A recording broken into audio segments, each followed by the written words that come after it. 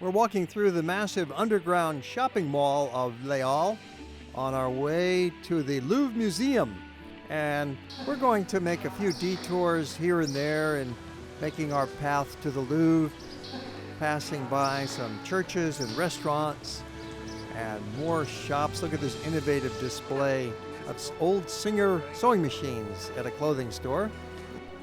Nearby you'll find several shopping arcades, including the Galeries Vivien that was built in the early 19th century.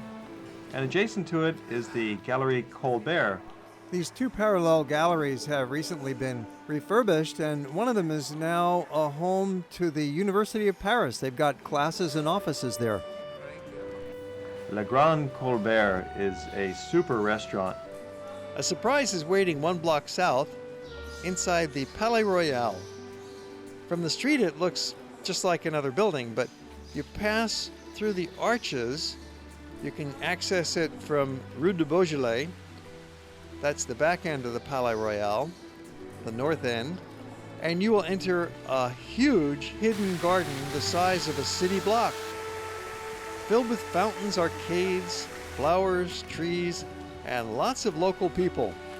And another block on is the Louvre Museum itself. You want to go to the third entrance, which is over at the Lion's Gate. This little-known entrance is found 50 yards from the Tuileries end of the building along the River Seine, and it rarely ever has any line. This is the largest and best art museum in the world. And with our tips, you can cover the highlights in about 3 hours. From here, enter the Grand Gallery with paintings of the Italian Renaissance, including the Mona Lisa, who has been restored back into her large, wonderful room accompanied by other Italian Renaissance paintings. Entering the sumptuous Gallery of Apollo, one of the earliest manifestations of Louis XIV style of architecture. Ceiling painted by Delacroix, the crown jewels are in the Gallery of Apollo. Be sure not to miss it. Hall of Apollo, which has got some of the most elaborate interior decor that you'll see, done by some of the same architects who created the Hall of Mirrors in Versailles. And just beyond, the most famous of all classical statues, the Venus de Milo. One of the most famous statues in the world, the incredibly beautiful Venus de Milo. Well, back at the medieval section of the basement of the building, you'll find a remarkable 10th century foundation of the fortress that was the first Louvre Palace. Well, beyond the medieval foundations, you'll find an elevator tucked off and toilets, and take that up to the second floor. You'll pass through a small impressionist room with the most recent paintings in the museum. If you turn left, that'll bring you into the Richelieu Wing for wonderful Northern Europe masterpieces by Vermeer, Van Eyck, Rubens, Rembrandt, Van Dyck, etc. It might sound a little confusing, but when you're there, they provide you with maps that are helpful, and there are guards who you can ask for directions as well. Don't miss the Napoleon III apartments, one level down on the first floor. It's only 3 rooms, but the breathtaking opulence could bring on a heart attack, especially in your now weakened state. So be careful as you admire this stunning interior of gold, crystal, crimson and velvet, potted palms, and Second Empire furnishings that recalls the days of Louis XIV. You can see more of this over-the-top magnificence in a visit to Versailles. These rooms were occupied in the 20th century by the Ministry of Finance. There's more things than you'll ever see in your lifetime, and it's the most popular visitor attraction in all of Paris for good reason. Up the next morning for breakfast and another adventure. What will we do today? Well, our 3 days in Paris are really action-packed. Another spot that you really should visit when you're in Paris is Versailles. It's just about a half an hour outside of town. Of course, the fabulous home of Louis XIV. The easy way to get out there is by train, the RER, as we'll show you in a moment. We're entering the metro now over by Place Saint-Michel, and Heading out to the Palace of Versailles. Yes, you can get there by train. You take the RER, actually. It's like a metro, but it's more of a commuter train. And it'll take you out to the Palace of Versailles in about 40 minutes. And the ride costs you about $3.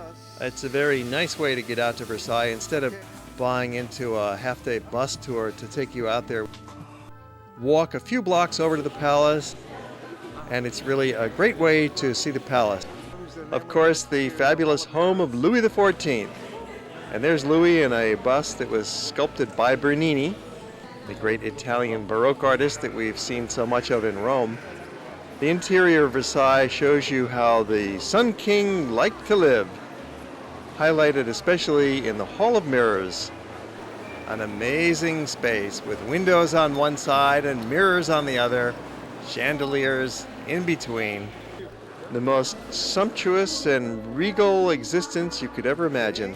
It's one of the greatest rooms on the planet. Then we continue on into the Queen's Chambers.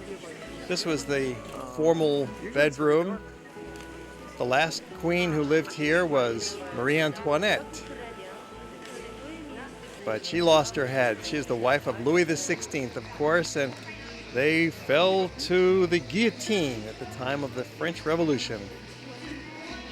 There's a lot of history associated with the palace, and it's such a beautiful spot with its gardens around it.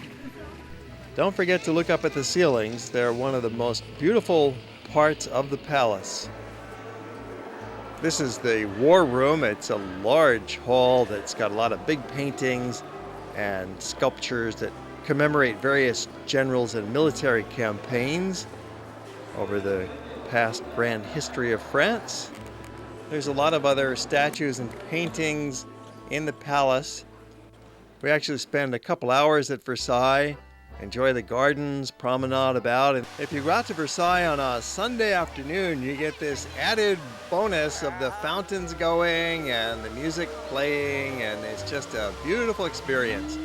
So if you can possibly arrange your visit to Versailles to be on a Sunday, and it's worth paying the extra few dollars to go out into the garden, you'll really have a great time. Of course, the palace is nice anytime. Winter, summer, spring, and fall. It's always a very busy place. But on Sunday afternoons, it's really at its best with these special fountains going. The palace is a must-see on your visit to Paris. After seeing the Palace of Versailles, you want to return to Paris, so you travel back to town on the same RER. Paris has a large number of cities beyond the periphery where a lot of the population lives. And that's how Versailles got its start, and that's how the palace actually got its start. As you can see, lots of shiny new construction on the outskirts of Paris. Well, the RER gets us back into the center in about a half an hour, and we're off to another adventure.